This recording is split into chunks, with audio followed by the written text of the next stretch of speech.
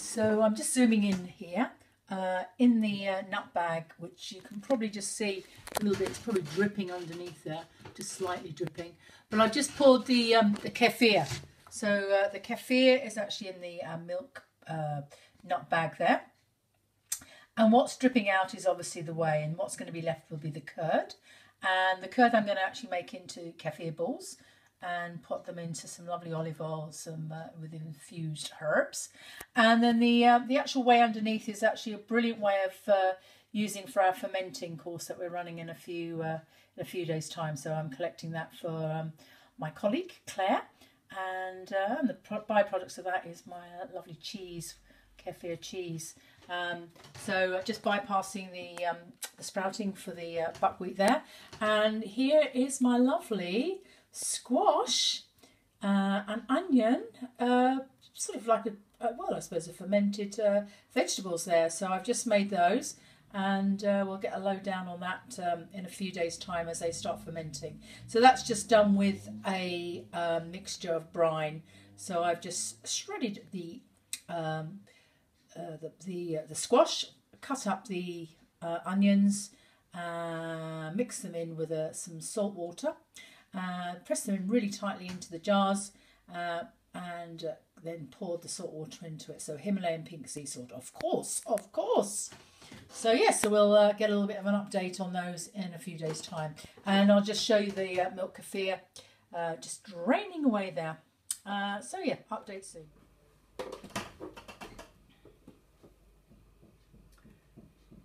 So this is the update, and here we have the kefir curd, which was basically the milk that I actually made from the kefir grains, and then I've just drained it through my nut bag as the previous video clip showed you.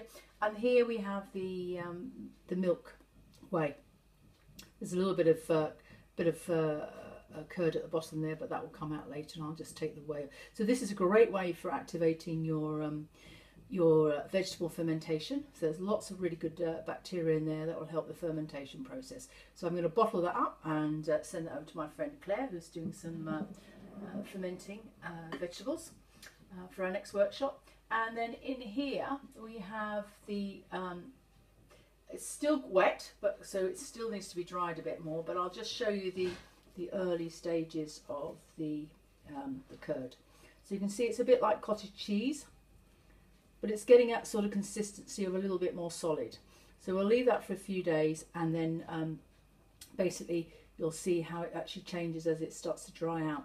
And that's going to make lovely little cheese balls, which I'm going to put into some infused herb olive oil, and yeah, and that'll be great. And that'll keep for ages and ages and ages and ages. So I'm just going to hang that back up again, let it drain for a bit.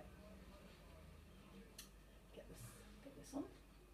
Let it drain for a bit more, and yeah, we'll come back and see how it is. So yeah, there's the whey and there's the curds.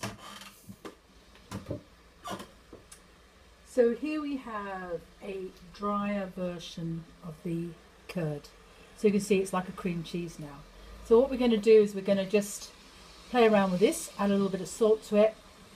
So I've got some Himalayan pink sea salt, which I'm going to put in here. I've got some Italian herbs, which I'm going to add to it, and then a little bit of pepper. Okay, so I'm just going to mash this in.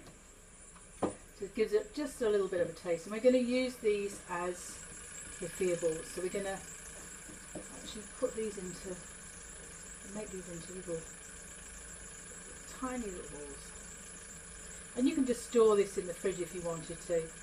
If you've got loads, which sometimes I do, I'm just going to pop them in there. These little tiny balls in there like that. Probably a bit big, that one. Just making little tiny ones just to stick in there. Just to show you what it looks like, really. So I'm just winding around and just dropping them in. And you could sort of leave this out to make them a little bit dry if you wanted to, but I'm just showing you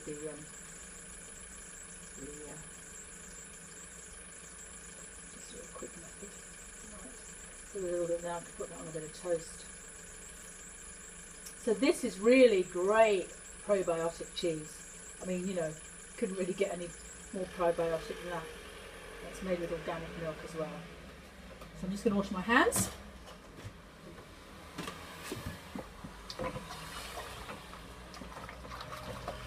And you know, what I'm going to do now is fill it up with some olive oil, put a lid on it, and I can put it in the fridge then, and I can actually have it as and when I need it.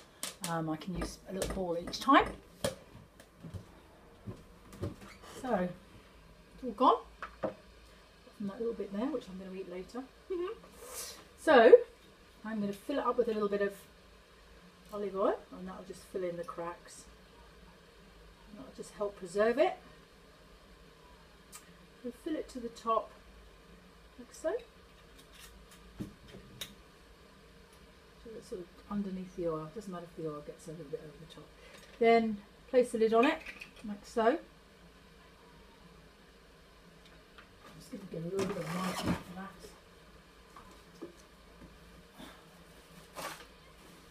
I'm just going to wipe around that. So here we have it, your little Kefir cheese balls, which you can use, and they'll last for absolutely blinking ages. They will last for ages. But each one of those is just packed full of really great probiotic culture. So it's a superfood. Well, no, it's not superfood, but it is a food that, you know, it's going to do you some good. And it's super anyway, so, okay. So Kefir balls. Nice, give it a go.